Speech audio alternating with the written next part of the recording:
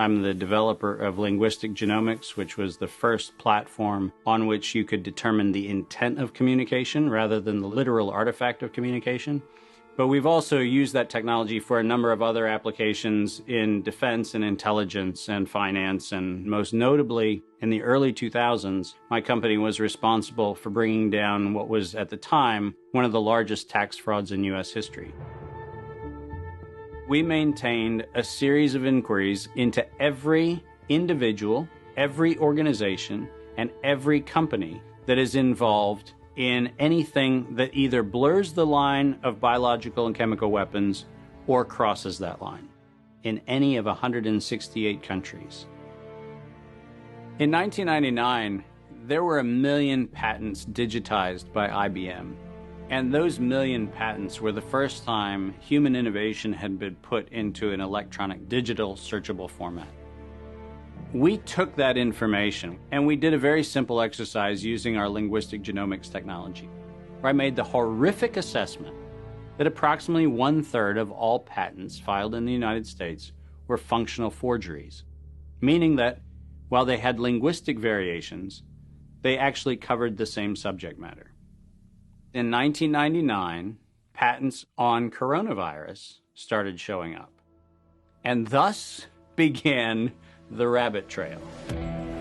March 2003, panic grips Hong Kong as a deadly new virus sweeps through the city.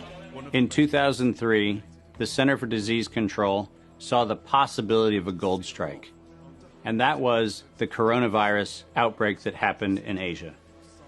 They saw that a virus they knew could be easily manipulated was something that was very valuable, and in 2003 they sought to patent it. And they made sure that they controlled the proprietary rights to the disease, to the virus, and to its detection, and all of the measurement of it. We know that Anthony Fauci, that Ralph Baric, that the Center for Disease Control, and the laundry list of people who wanted to take credit for inventing coronavirus were at the hub of this story.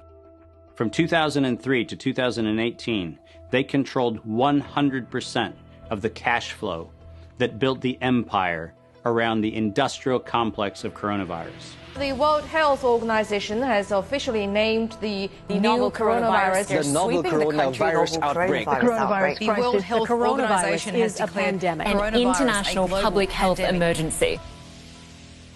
While we know that the coronavirus manipulation started with Dr. Ralph Baric in 1999. The major characteristics of SARS, MERS, and SARS coronavirus 2, it's a good way for you... Ralph Baric is the researcher at the University of North Carolina, Chapel Hill, who's famous for his chimeric coronavirus research. In 2002, there was a recognition that the coronavirus was seen as an exploitable mechanism for both good and ill. On April the 25th, 2003, the U.S. Center for Disease Control filed a patent on the coronavirus transmitted to humans.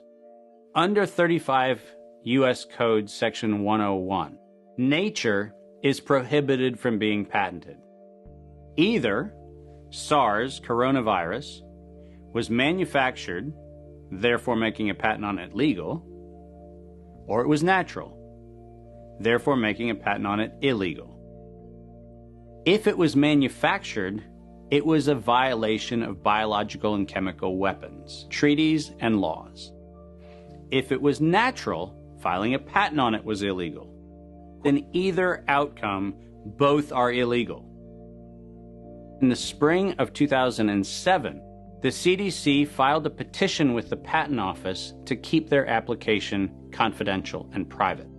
They actually filed patents on not only the virus, but they also filed patents on its detection and a kit to measure it.